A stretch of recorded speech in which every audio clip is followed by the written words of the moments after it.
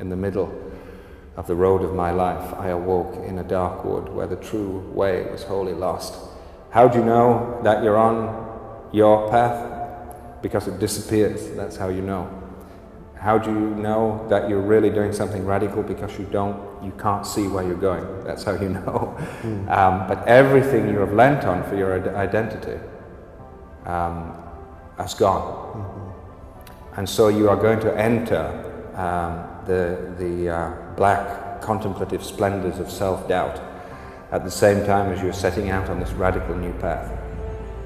And then, you see, if you can put this across, people suddenly say, wow, amazing.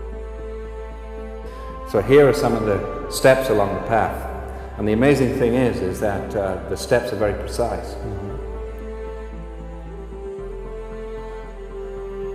Being, to me, means seeing the greatness and the uniqueness in you and never letting anybody else convince you to the contrary. When people ask me, come on, you're always talking about being up and you're always positive and so on, you mean to tell me that you're always that way? I say, yeah, I really am. And it isn't because I'm out there doing something in an artificial way. It's an authentic response to my having gotten the junk out of me. And the junk is the way that I used to think, the way that I used to think.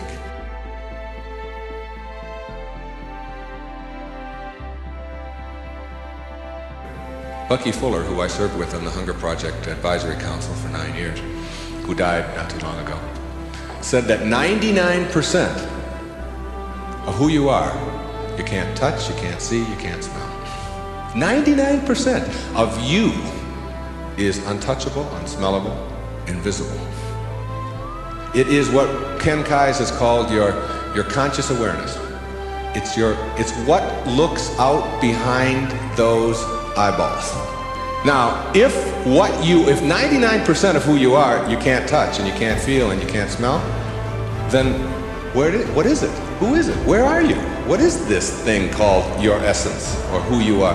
And where does it go?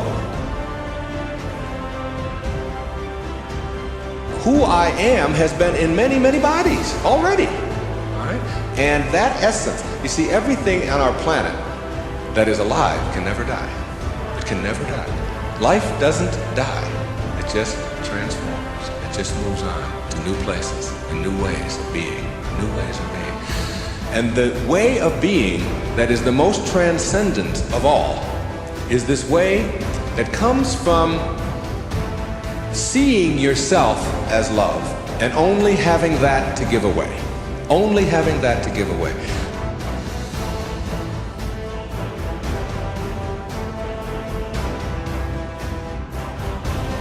But what you do put out in the world is exactly what's coming back to you. And if you find things coming back to you that you don't like and don't understand, don't ask yourself why these things are coming to you. Ask yourself what you're doing to make them come back to you. And when you start putting the responsibility on yourself, you'll start seeing dramatic changes. Dramatic changes. New way of being. Instead of ethics, instead of rules, ethics. Another new way of being. Instead of looking all your life for achievements and externals, try living your life on knowledge for the sake of knowledge. Knowledge instead of achievement. For the sake of knowledge. Being in a context in which you don't have to collect a lot of merit badges. You don't have to collect a lot of awards and other people's value judgment. That you go to school or you go out into the world or you read or whatever it is you do because it makes sense to you, not because of what somebody else is going to put on a transcript or where you're going to appear in a class list. We need to help our children to understand and value the importance of knowledge for the sake of knowledge and doing things that make sense rather than taking the easy way.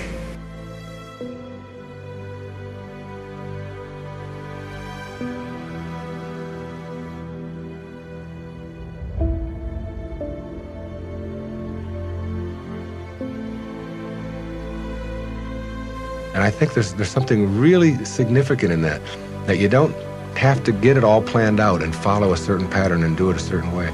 If you just sort of trust your inner instincts and go with that and live each moment, the goal stuff will all take care of itself.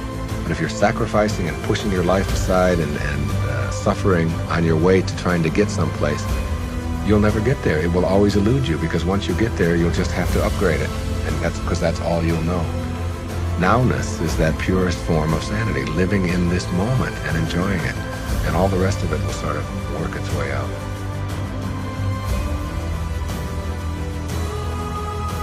Know thyself, that's what Shakespeare said. Know thyself. The more you know yourself, the more you become honest with yourself, honesty becomes just a way of life. No, I don't think the world necessarily does, but you can't run your world. You can't run your world based upon what the rest of the people in the world want or don't want. To me, honesty is like, it's a karma that goes out into the world. How people treat you in the world is their karma.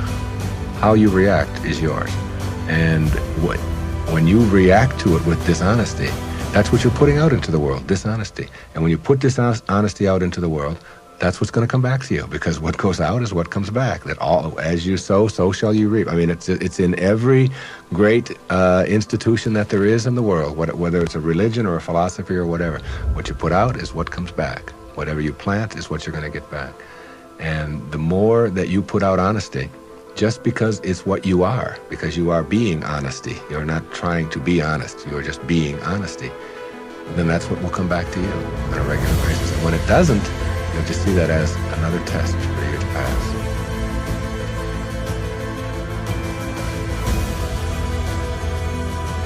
It means that you can find joy in every moment that you have in your life, instead of always looking for it. It means that while you are driving along the countryside, and seeing, instead of saying, I'm on my way to this point, that you can open your eyes and see it with new eyes.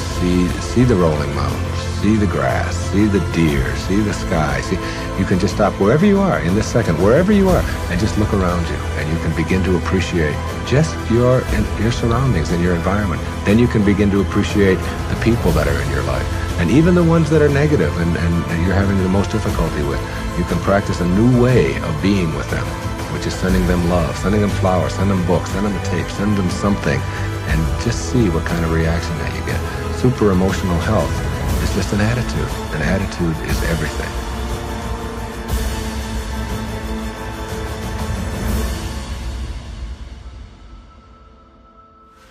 Forgiveness is the vital ingredient on the path of enlightenment. And if you don't know how to do it, then practice sending out love. Take the person or the people that you're having conflict with, any place in your life, send them something. You don't have to even do it physically. Just send them something that comes from inside. And what's inside is how you choose to think. And if you can make that love and do that, and that is to me the test. Not whether you can love someone when they smell good, when they do everything that you're supposed to, but whether you can love someone who has sent you hate or anguish in your life and send it back. You don't have to forget.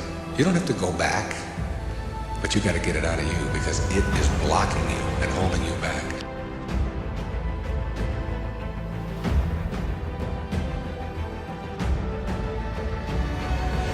They are independent of the good opinion of other people.